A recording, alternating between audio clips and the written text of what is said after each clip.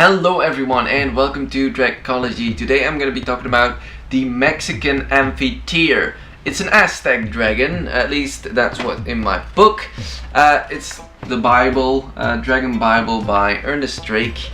It's all about Dracology. And today we're going to be talking about this little guy. Well, he's not very little.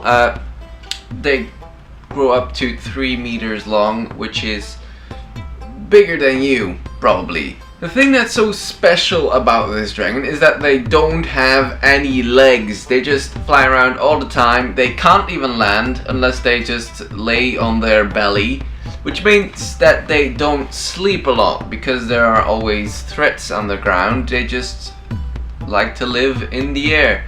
There aren't that many dragons that live in Mexico or around Mexico or around these Aztec temples, so they can stay in the air without being attacked or having to land for another dragon that's coming nearby and threatening them.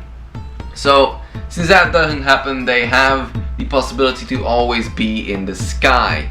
Now, these dragons are also feathered, which is quite abnormal for dragons, but they are dragons. They aren't pseudo dragons, which is going to be something we're going to be talking about in a future episode. They are absolutely dragons. They have the exact bone structure of a dragon. If you compare them to the European dragon, they have almost the same structure, besides the fact that they have a little bit more feathers. Very pretty feathers, and they really look quite good. They're quite beautiful and gracious dragons. Well, flying things are always quite graceful. The Mexican amphithere has also quite a unique sound pattern. They make the sort of parrot-like noises, but they don't really talk much. Yeah, it's exactly like a parrot sort of noise and sound-wise. They don't sort of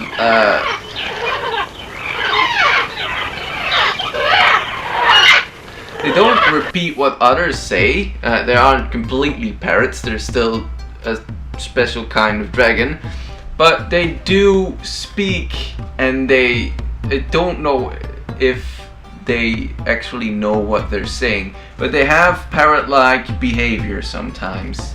Now, how do these dragons hunt? Well, they have got some fire-breathing capabilities, so they can just burn their enemies. But yeah, of course, they have to keep flying to sort of not get attacked by other creatures. So they sort of swoop over, burn them, or they grab them with their tail, which is also very good for grabbing. And they can strangle animals with their tail too, or they take them up with their tail and drop them from great heights. So these guys have quite a bit of hunting capabilities. They eat monkeys mostly, monkeys and sort of other animals. They do eat llamas, but that doesn't happen too much. These guys do have to land sometimes, and I've said they do emergency landings, but they also like landing in the water. It's a lot easier to get up. Their feathers are very waterproof. They've got this special sort of fat that they sort of put on it. It's the same with ducks and most water birds. So these guys do live in the water sometimes, and they do like fish, but they also lay their eggs in water. And that doesn't mean they have to land in water to lay their eggs. They just sometimes swoop over and lay their eggs. But sometimes they just drop them from great heights, and sometimes they land in water, lay their eggs, and get going again. Besides that, amphitheres also quite like humans. Not in a good way. They like to eat them.